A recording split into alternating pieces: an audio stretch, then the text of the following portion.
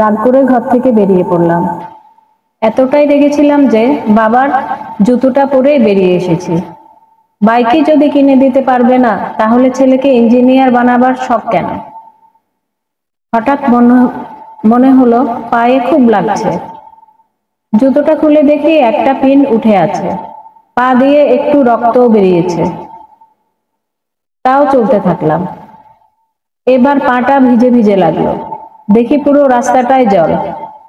পা তুলে দেখি জুতোর নিচটা পুরো নষ্ট হয়ে গেছে। বাস স্ট্যান্ডে এসে শুনলাম 1 ঘন্টা পর বাস। অগত্যা বসে রইলাম। হঠাৎ বাবার মানি ব্যাগটার কথা মনে পড়ল, যেটা বেরোবার সময় সঙ্গে নিয়ে এসেছিলাম। বাবা এটায় কাউকে হাত দিতে দেয় না, মাকেও না।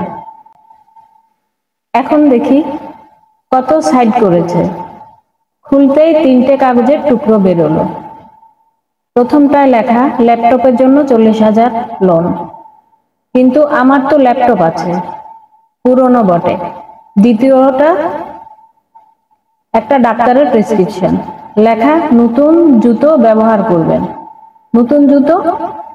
মা যখনই বাবাকে জুতো কেনার কথা বলতো, বাবা উত্তর ছিল, আরে এটা এখনো 6 মাস চলবে। তাড়াতাড়ি শেষ কাগজটা খুললাম। পুরনো স্কুটার বদলে নতুন বাইক নিন।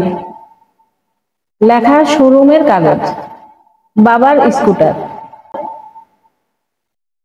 বুঝতে পেরে বাড়ির দিকে এক দৌড় লাগালাম। এখন আর জুতোটা পায়ে লাগছে না।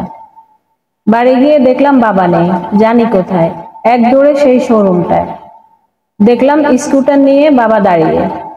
আমি ছুটে গিয়ে বাবাকে জড়িয়ে ধরলাম। কাঁদতে কাঁদতে বাবার কাঁধটা ভিজিয়ে ফেললাম। বললাম, বাবা আমার বাইক লাগবে না, তুমি তোমার নতুন জুতো আগে কেনো বাবা। আমি ইঞ্জিনিয়ার হব, তবে তোমার মতো করে। আমরা অনেক সময় বাবা মাকে বুঝতে চাই না, বিশেষ করে বাবাকে।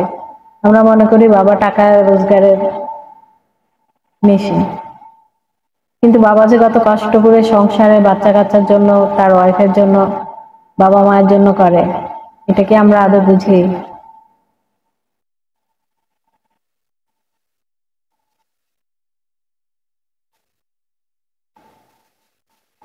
আমরা অনেক সময় বাবাদের কষ্ট বুঝতে পারি না।